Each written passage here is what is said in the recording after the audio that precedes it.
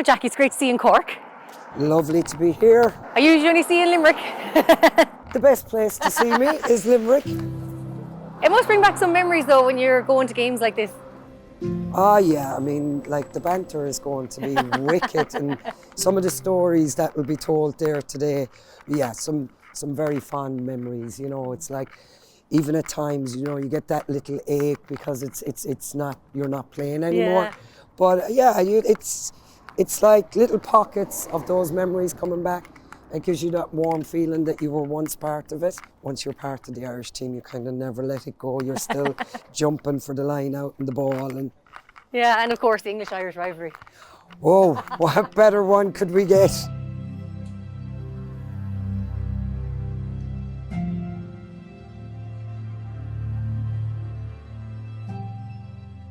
I can't believe I'm saying the 60s now because I wouldn't put you in the 60s at all, but I know that's where it began. So bring us back, Jackie.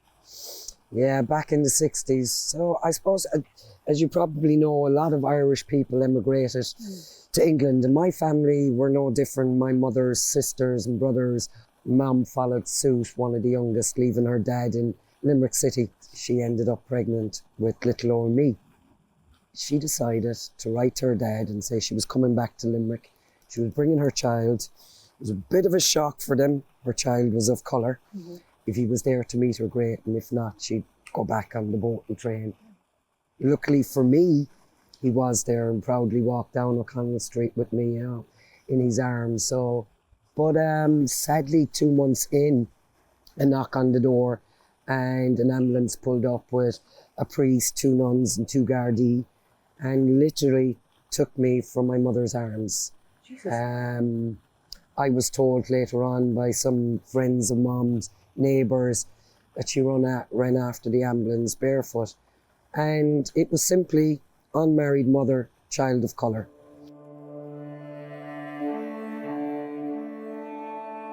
I went on to spend the next 5.5 years in Mount St. Vincent in the industrial school, which was... It was a cruel place, it was a harrowing place. It wasn't a place of love, you know. My mum used to come and visit, but cruelly again, they told her not to say that she was my mother. So to me, it was a woman that used to come and visit on a Saturday when the nuns were on their best behaviour because parents were around, and this woman would come and take an hour of my time. So I actually didn't like her very much for that, not knowing who she was, you know. The trauma was to come when my mother finally met and married my dad, O'Brien, an All-Ireland handball champ. They went on to fight to get me out. That was a whole new world to me. But it was traumatic because this was not my home. The industrial school was my home, and people find that hard to understand, but I suppose that's where my resilience started. I think my mum and dad instilled something in me to not let the industrial school take my heart or my sense of purpose or my sense of being. So now you're kind of back into this, I guess, what you didn't know was affected your home, but felt like a new place to you. You're this new family, which actually were your family. But also you're in Limerick, and like, you know, I've lived in Limerick. I love Limerick. I think it's one of the greatest cities and counties. I'd imagine Limerick though was very different back then as well. The thing I love most about Limerick is if you're good at any kind of sport, even if it's tiddlywinks, you become not just Limerick, you become Jackie. Once I was on a pitch, my head went up. Yeah. The shy black girl was gone. You know, I'm on the soccer pitch. You've people cheering you on from the sideline. You stop being the black kid, you become the sports player, you know, the soccer player. So sport, of course, then paved this whole new way for you in life. And when was it, or maybe was it yourself, or was it someone that recognised, right, I'm good at this? I used to run down in Shelburne Park. It's just down the road from Thoma Park. And one day, just by chance, as I was going down doing an extra little bit, it was my headspace for me. Okay. That moment of just running around on my own. Who am I? What am I doing? Where am I going? Why does nobody else look like me?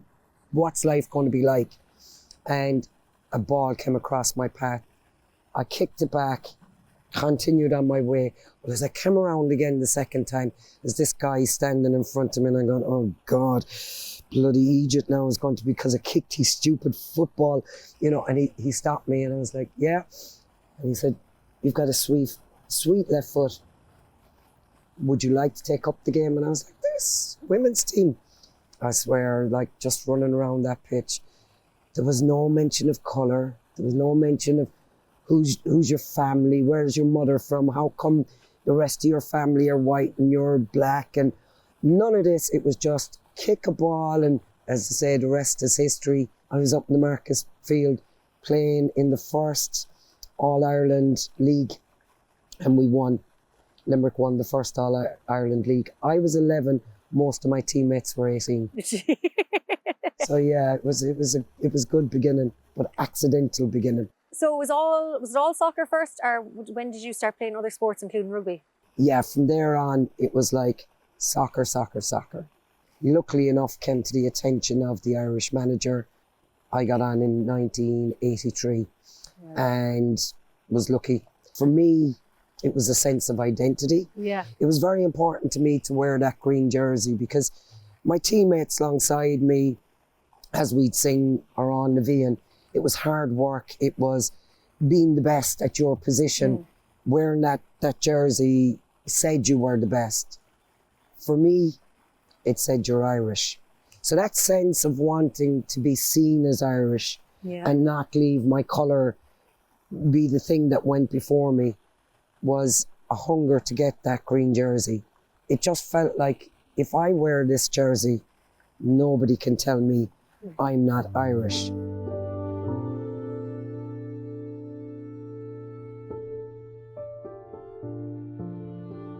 Not only did you represent Ireland in soccer, you also represented Ireland in rugby. So how did that come about? It wasn't a choice to give up soccer. So, you know, the course of events that happened, I found myself off the Irish squad. For me, I wasn't ready. I was 32, going on 33, but I was super, super fit. I was still playing and coaching the soccer in Limerick.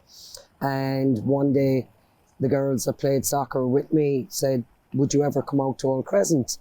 And I said, for what? And they would, like, come out and do the physical side of the training. You have a super fit.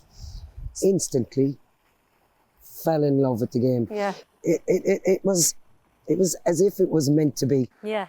You know, now I hadn't a clue of the rules and regulation. I had not the bog's notion, but I picked it up very quick. Again, Limerick. Yeah. 6 months later, I made the Munster team. And then 6 months after that, I was back on the Irish team again. And you were in your 30s at this stage?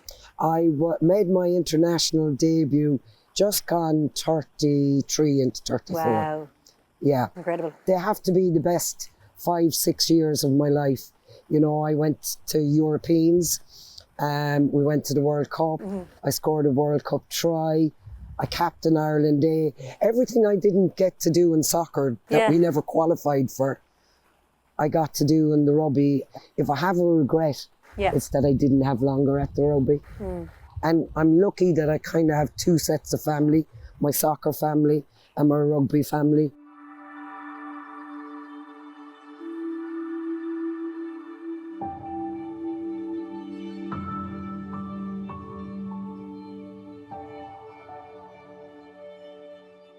Now, you've told me so much about your life growing up, and there's so many other areas I'd like to touch on. Like, obviously, you grew up in a very, you know, Catholic Ireland. You were a person of colour. You were playing all the sport, but then also your sexuality. So, can you tell us more about that? You're growing up with nuns, Yeah. and it's like, you know, this is bad, that's bad, you're going to hell.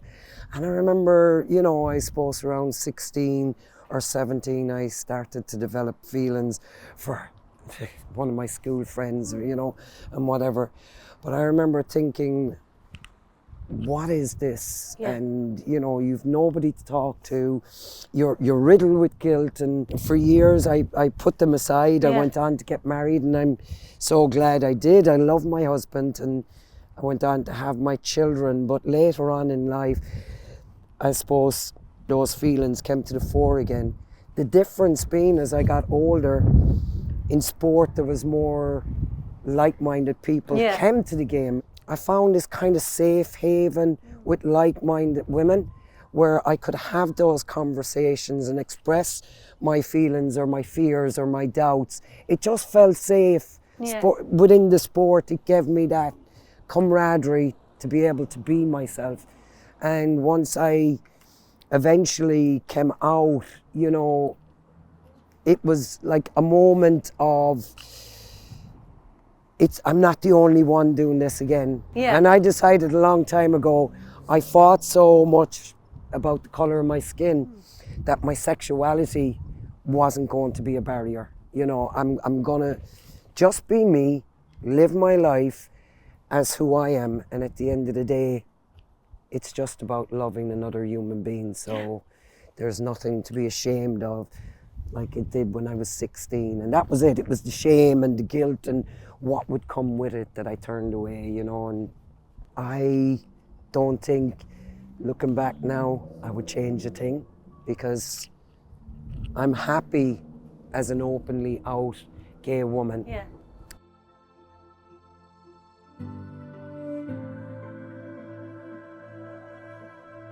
Now, Jack, I think you paved the way for a new generation in rugby, because I think, you know, when it comes to sport, it's very much so, if you're born into a certain sporting family and you just play that sport. I think there's been a lot of minorities left out of sport for many years. But, you know, are you noticing the change now in terms of like rugby and seeing more minorities coming into the sport? It is lovely to see. Sport is a great leveller for, you know, diversity, be it LGBTQ plus or be it people of colour. I always think it opens a door, because on a rugby pitch, a soccer pitch or anything like that, colour goes out the window, sexuality goes out the window, you know, and it's about getting on and competing and making friends and everything like that. For me, I mean, it's an honour to be the first person of colour to play both soccer and rugby for Ireland. It was something that I didn't realise until, I suppose, more recently, when I've people coming to me telling me they've children of mixed race or their child is gay, and, you know, what do I advise? I always say, get them involved in sport. Get them involved in sport. It will grow them. They become part of a team. They become part of a family. And it's absolutely brilliant to see representation for me of people of colour on our Irish squad. And that will bring the younger generation together into wanting to emulate somebody that looks like them. Yeah. You know, you can't underestimate what that's like to be standing, you know, back and looking and seeing somebody that looks like you. And for the younger children, it gives them something, it drives them on. If she can do it, I can do it. And off they go. So, you know, it's amazing what sports does across the board. Diversity within the sport is absolutely brilliant at the moment. But not only did you pave the way, but you also like have left a lasting remark. Like some of those young girls who walked in past us, they were like, Jackie, Jackie, Jackie. So it must be like incredible to have that impact on people. Like, yes, you made an impact when you played the sport, but you're still having this ripple effect all these years later. Yeah, I think it's really funny to see that now, and I find it a wow. Like, how did I know who I am and what, you know? And that's the power of social media. Yeah. In the last 5 years, that has come to the fore, and we're celebrating our trailblazers so much more. Like, you've household names like Rosie Foley, as I said, and Joy Neville. Of course, I'll give you the Limerick ones.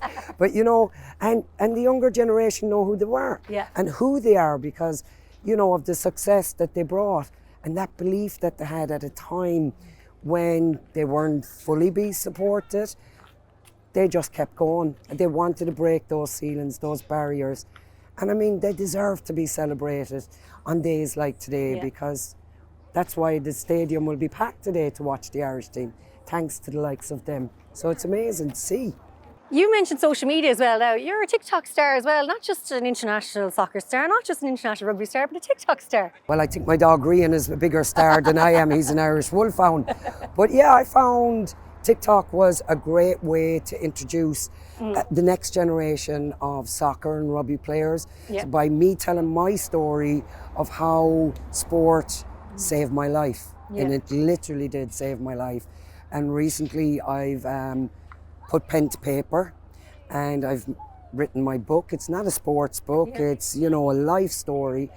And it's very releasing to put these words down on paper, but in the core of it all is my soccer and rugby. Yeah. The things at my lowest moments that got my head up high, my sense of identity in a green jersey to play for Ireland. And, you know, it's kind of come full circle moment that here I am outside the grounds of, I'm watching all these people coming to watch Irish women's rugby. And a big coach behind us as A well. big coach behind us. But yeah, it's amazing to see. I didn't see this happening, but I'm just so delighted to have been a part of it at the start, you know, and the head is high, you know, there's no more down days. Yeah. I'm just enjoying it. Your story isn't just about sport. There are so many elements to it. Tell us more about the process of even just, I guess, getting the publishing deal and then writing a book. Yeah, well, it was kind of a funny road. About 4 years ago, I decided to go on TikTok. Now, I initially went on TikTok just to be funny and I like a sense of humour. When I was growing up, it was one of my kind of armours. Yeah. If I'm funny, people will like me, therefore I'm okay, you know. So it initially started as that, and then I started to tell the story of my start in life, and then how sport came into it, and how it gave me the confidence off the pitch as well as on the pitch. And more people came in and started to say, oh my God, I want to hear more. How did you deal with this? And how did you deal with that? If it be Black and Irish or coming out, being married, having children, the whole gamut of things, you know, that is Jackie McCarthy-O'Brien. So one day I took the plunge, took out my phone and a notebook, rang round agents, and I was so lucky I got Marion Gunn-O'Connor to come in. She said, wow, what a story. I was signed up the next day, and then I was lucky enough to get 5 of the top publishers to come in and say, yeah, we love the idea, we'll go for it.